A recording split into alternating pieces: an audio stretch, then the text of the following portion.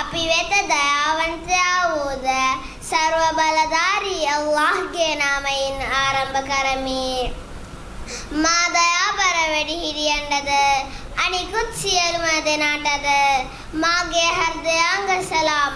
අස්සලාමු අලයිකුම් වරහ්මතුල්ලාහි වබරකාතුහු. මුහම්මද් නබි සල්ලල්ලාහු අලයිහි වසල්ලම් තුමාගේ උපත පිළිබඳ වදන් සොල්පයක් ඔබ හමුවේ දෙබීමට දෙන්න මට මදකට අවසර.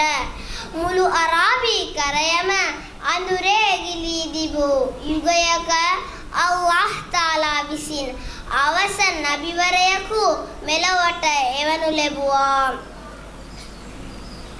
ආමුල් ෆීල් යන ක්‍රිස්තු වර්ෂ 570 වෙනි රබියුල් අව්වල් මාසයේ මක්කා නම් නගරයේ කුරේෂ් ගෝත්‍රයේ ආමිනා මාතා විසින් කුළුඳුල් පුතුවරයෙකු මෙලොවට බිහි කරනු ලැබුවා.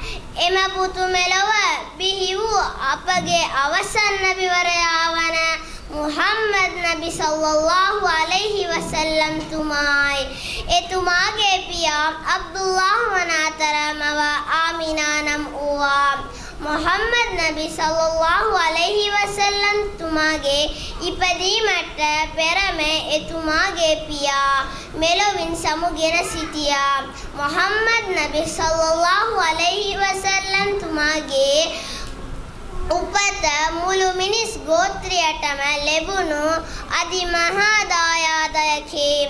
මුහම්මද් නබි සල්ලල්ලාහු අලයිහි වසල්ලම් තුමාණන් අල්ලාහ් ඒකක ලෙසත් ඔහුට කිසිවෙකු නොවති ලෙසත් තවත් ඔහු මුළු ලොවටම පරමාධිපතියෙක් ලෙසත් මෙම ආගම ශක්තිවත් ලෙසත් පැවසීමට එවනු ලැබුවේ. මිනිසාට යහමඟ පෙන්වීමේ පිණිස කුර්ආනයද මිහ්රාජ් ගමනේදී සලාතයද එතුමාට අල්ලාහ් විසින් බුද කරනු ලැබූ විශාල සෞභාග්‍යයේ එතුමාණන්ගේ වදන්හා ක්‍රියාවන් අස්-සුන්නා අල්-හදීස් වන්නේ.